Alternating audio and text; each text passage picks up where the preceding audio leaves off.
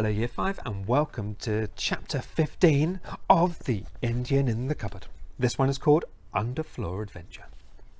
Omri and Patrick decided they must take it in turns to sit up all night with Boone.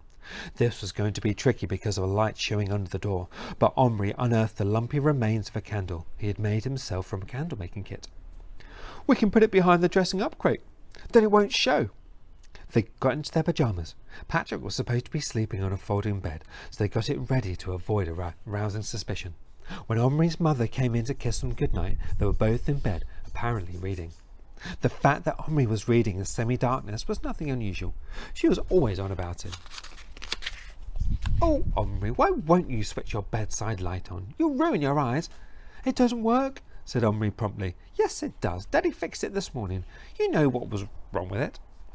"What?" said Omri impatiently, wishing for once that she would go.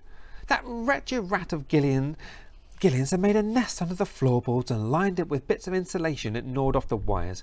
It's a wonder it didn't electrocute itself." Omri sat up sharply. "Do you mean it got loose?" His mother gave him a lopsided smile. "Where have you been keeping yourself? It's been loose since last night. Haven't you noticed Gillian frantically looking for it? It seems to have taken up residence under your bed." "Under my bed?" Omri yelled, leaping out of it and dropping to his knees.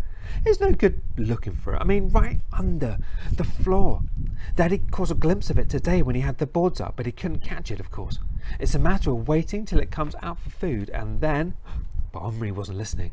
A rat! That's all they needed. "Mum, we've got to get it. We've got to." "Why? You're not scared of it, are you?" "Me? Scared of that stupid rat? Of course not. But we've got to catch it," said Omri, feebly yet desperately. It might run across my face." He felt wild and furious. How could Gillian have let the thing go? The perils that a rat presented to his little men simply turned his blood cold. And why, of all rooms in the house, should it have chosen his? He was tearing frantically at the edges of the carpet, trying to pull it back, when his mother hiked him to his feet. "Omri, that carpet and those floorboards have been taken up once today. They've been put back once and everything tidied up. Rat or no rat, I'm not going through it all again tonight. Now get into bed and go to sleep." "But into bed," I said, "now." When she used that tone, there was no arguing with her. Omri got into bed, was kissed, and watched the light go off and the door close. As soon as her footsteps had faded, he leapt up again, and so did Patrick. "Now we must definitely stay awake all night. We mustn't close our eyes for a moment." Said Omri. He was hunting through his ancient collection of book matches for one out of which his father had not cut the matches. At last he found one and lit the candle. They very gently moved Boone's bed out of hiding onto the bedside table, set the candle beside it, and set one on each side, watching Boone's dreadfully ill-looking face. The pink square of sticking plaster moved fractionally up and down as he breathed. You could hardly see it. It was like watching the long hand of a clock moving. Only the strongest concentration enabled them to detect the faint motion. Hadn't we better move the seed tray up there too?" whispered Patrick. In the moment when Little Bull had shot Boone, Omri had almost been angry enough to have fed him to the rat, but now his fury had cooled, and he certainly didn't want anything awful to happen to him. "Yes, let's." Between them they cleared a place on the table and lifted the seed tray with its longhouse fireplace and hitching post up out of reach of prowling rodents. "Careful, don't frighten the ponies." The ponies, however, were getting used to being carried about and hardly looked up from munching the little piles of grass cuttings. There was no sign of life from the longhouse. There followed a timeless period of just sitting there silently, their eyes fixed on Boone's still figure in the flickering candlelight. Omri began to feel light-headed after a bit. The candle flame went fuzzy and Boone's body seemed to vibrate as he stared at it. At the back of his mind, something else was nagging. He didn't ask himself what this was, because he had a superstitious feeling that if he let his mind wander from Boone, even for a minute, Boone would slip away into death. It was as if Omri's will and Patrick's were keeping that tiny, fragile heart beating. Suddenly, though, a thought, like a landscape lit up by lightning, flashed to the forefront of Omri's brain. He sat up, his eyes wide open and his breath held. "Patrick!" Patrick jumped. He'd been half asleep. "What?" "The key. I know where it is." "Where?" right under my feet. It must have dropped through the floorboards when Dad opened them. There's nowhere else it could be.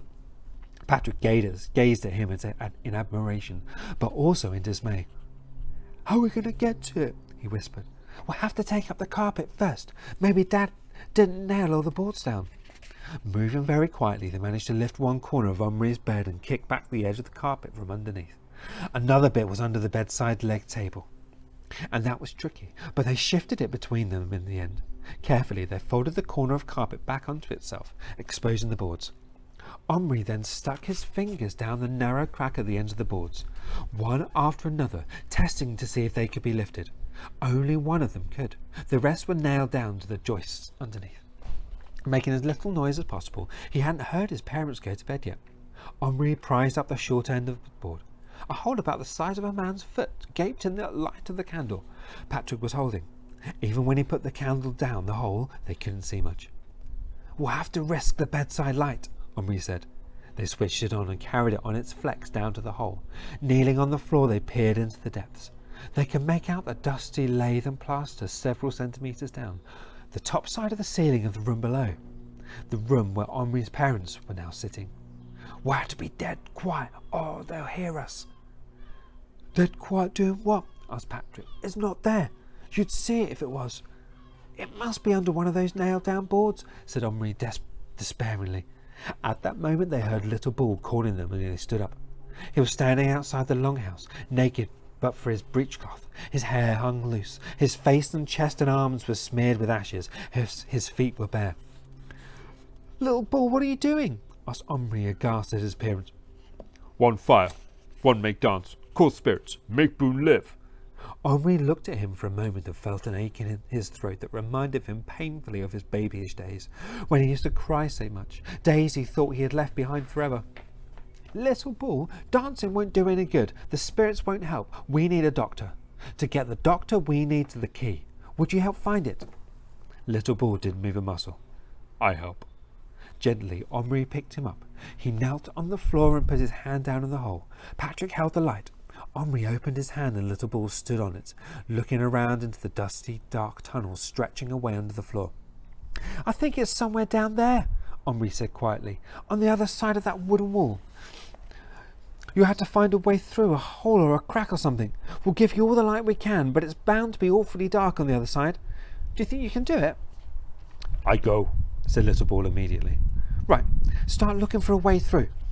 Little Bull, a tiny, vulnerable figure, strode off through the dust into the darkness under the floor. Omri pulled the lampshade off beside the bedside lamp and thrust the bulb down into the hole. He couldn't get his head into it to watch, and Little Bull went out of sight almost at once. Is there a way through? He whispered down the tunnel. Yes, came Little Bull's. Big hole. I go through. Omri give light. Omri pushed the light down as far as he could, but the base of the lamp made it stick. Can you see anything? He whispered as loudly as he dared. There was no answer.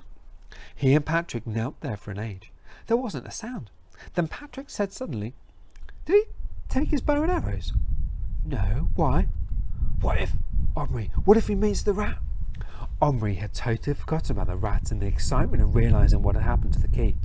Now he felt a strange jerk in his chest as if his heart had hiccuped. He bent his head till his face was in the hole. He could smell the dust. The bright bulb was between him and the place where Little Bull had presumably gone through a hole in the joist into the next section of the underfloor space. A hole! What could make a hole right through a joist? What else but a rat gnawing away all day? A rat at this moment out on his night prowl. A hungry rat who hadn't eaten for 24 hours. A pink-eyed, needle-toothed, omnivorous giant rat. Little Bull! Called Omri frantically into the blankness. Come back! Come back! Utter silence. And then he heard something. But it wasn't Little Bull's voice. It was the scuttering sound of a rodent's hard little hairless feet on lathe and plaster. Little Bull! Omri? It was a voice, but from the room below. What are you doing up there? It was his mother. Then, quite distinctly, he heard his father's voice.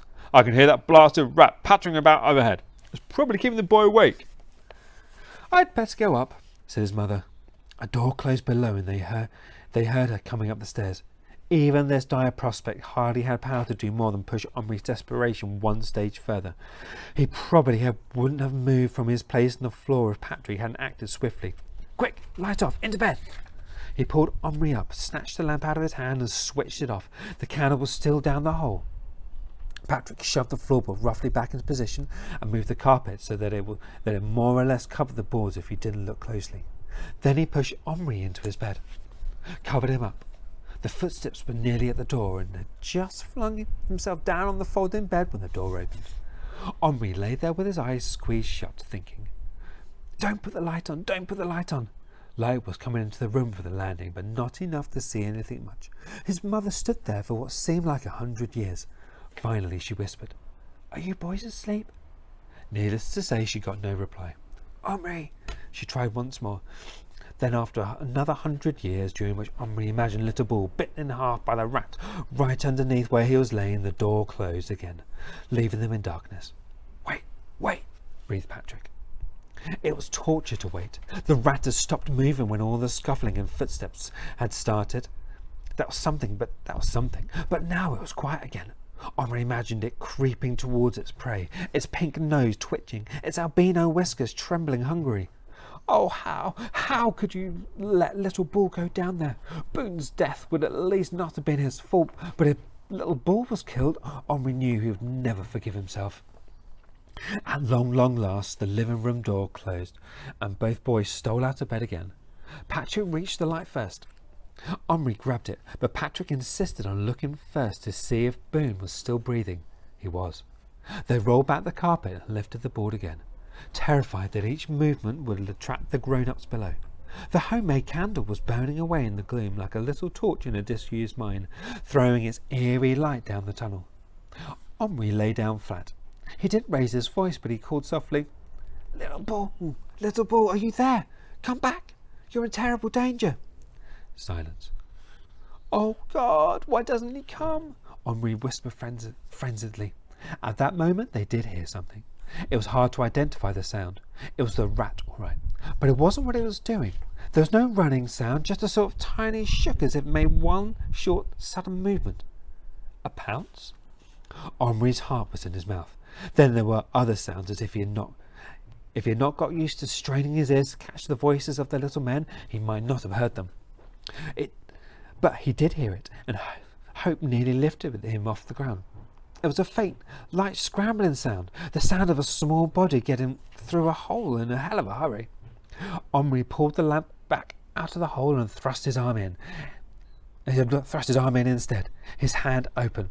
Almost at once he felt little Bull run into it. Omri closed his fingers just as something warm and furry brushed against their backs. He snatched his arm out, grazing his knuckles against the splintery wood. There was something else in his hand, something cold and knobbly, twice as heavy as little Bull. He opened his fingers, and both boys leant over to look. Sitting on Omri's palm, filthy and bedraggled but triumphant, was little Bull, and cradled in his arms, trained in cobwebs and with a red satin ribbon, was the missing key. You've done it! Oh, little Bull! Good for you! Now, quick, Patrick, get the candle up and put the floor back. I'll find the Red Cross man. Reckless now, they switched the top light on. Patrick, being as quiet as he could, replaced the floorboard on the carpet, while Omri looked through the figures jumbled up in the biscuit tin. Luckily, the figure of the army medical orderly was right on top, still holding his precious doctor's bag. Little Bull, meanwhile, stood beside the pallet bed on which Boone was lying, staring down at him, still clutching the key in his arms. Omri took it from him, thrust the plastic man into the cupboard and turned the key. He made himself count to 10 while Patrick watched, pop-eyed and scarcely breathing. Then he opened the door. There stood his old friend Tommy, his bag at his feet, rubbing his eyes and frowning around. His face cleared as he saw Omri. Cool. Well, it's you again. Don't know if I picked my moments to drop off to sleep, I must say. Thundering great Minnie winning over there. Thought I was a goner. What's a Minnie? Asked Patrick in a croaky voice. What, another of you? Asked Tommy, gaping. I must have eaten too much cheese for me dinner. Shouldn't give us cheese before a big attack. Very hard on the stomach, especially when it's churned up. Anyway, with nerves. What's a Minnie? It's our name for a mini werver. That's one of them big German shells. Makes an horrible row when they do. Even before they land, a sort of a whistle which gets louder and louder, then kaboom! Then blokes with my job has to pick themselves up, run as quick as you like to where it fell, if it fell in a trench, to take care of the wounded. We've got a wounded man here we want you to take care of, said Omri quickly. Oh yes, the old redskin again, is it? No, it's another one. Could you step on my hand? Omri lifted him to where Boone lay, and Tommy at once knelt down and began a professional examination. He's in a bad way, he said after a few moments. Could do with a blood transfusion, really. I'll have to have this plaster off and take a look at his wound. He was cutting it off with a minute pair of scissors as he spoke. The anxious watchers saw that the tuft of tissue underneath was now red with blood, but Tommy said, Bleeding stopped, but that's one thing. What was it? A bullet? An arrow, said Omri, and Little Bull shivered all over. Ah, yes, of course, I see that now. Well, I'm not much up on arrow wounds. Head's still not in there, I hope. No, it was pulled out. Good. Lucky it missed the arm. Well, I'll see what I can do. He got the hypodermic out of his bag and filled it for a moment, then plunged the needle into Boone's chest. After that, he stitched up the wound, put a field dressing on it, and got Little Bull to help him peel off the rest of the old blood-stained plaster. You're a pal of his, are you? He asked the Indian. Little Bull stared at him, but he didn't deny it. Then look here, when he wakes up, you keep giving him these here pills. They're iron, see? Build 'em up. And these as well, they're for the pain. What we have to do is hope that there won't be no infection. We need penicillin for him, said Patrick, who had once had a bad cut on the floor which had turned septic. Tommy looked at him blankly. Penicillin? What's that when it's at home? Omri nudged Patrick. They hadn't invented it in his time, he whispered. Best thing I can suggest is a drop of brandy, said Tommy, and taking out a flask poured something down Boone's throat. Look there, he said cheerfully. He's getting a better colour already. He'll open his eyes soon, I wouldn't wonder. Keep him warm, that's the ticker. That's the ticket. Now I must be getting back. Waking up, I mean. If that there Minnie's landed, I'll be in demand, I make no mistake. Omri carried him back to the cupboard. Tommy, he said, what if the Minnie had fallen on you? Couldn't have done, could it? If it had have, I wouldn't be having this there dream, would I? I'd be singing with an heavenly choir. Cherry bye. Cool. Hurry up and shut that door. I think I can hear him calling. Stretcher bearer, already. Omri smiled gratefully at him. He hated to send him back, but obviously he had to. Goodbye, Tommy. Thanks, and good luck. And he shut the door. From the other end of the table, Little Bull suddenly called, Omri, come. Boone, open eyes. Boone, wake up. Omri and Patrick turned. Sure enough, there was Boone, staring up into Little Bull's face. What happened? He got out in a faint, shaky voice. Nobody liked to tell him, but at last Little Bull had to confess.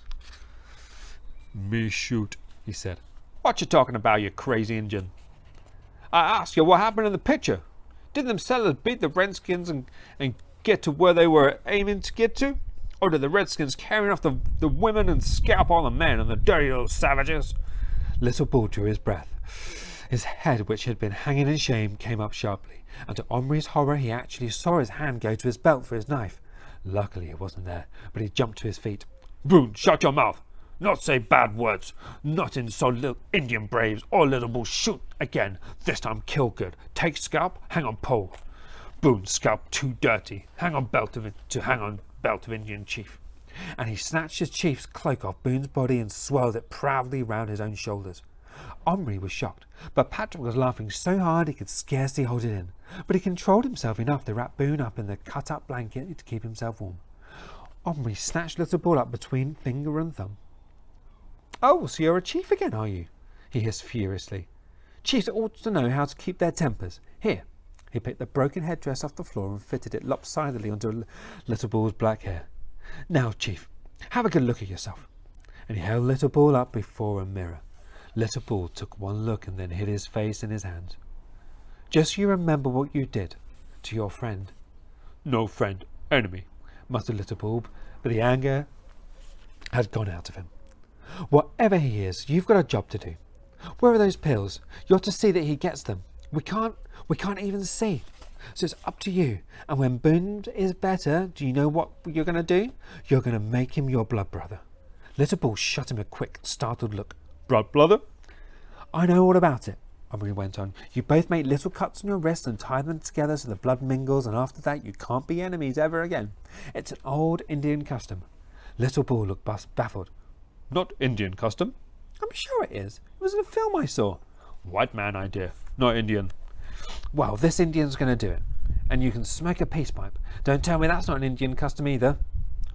Not Iroquois, other tribes. Can you just do it this once? Little Bull was silent for a moment, thinking. Then Omri saw that crafty look that he knew of old coming onto the Indian's face. Good, he said. Little Bull, give Boone medicine, make him my brother. Good, he said. Little Bull, give Bull medicine, make him my brother when strong. And Omri put plastic in box, make real wife for Little Bull. Not tonight, said Omri firmly. We've had enough excitement. Tonight you stand guard over Boone. Give him his pills when he needs them, drinks of water and all that. Tomorrow, if everything's all right, I'll bring your woman to life. That's a promise. And that's the end of the chapter.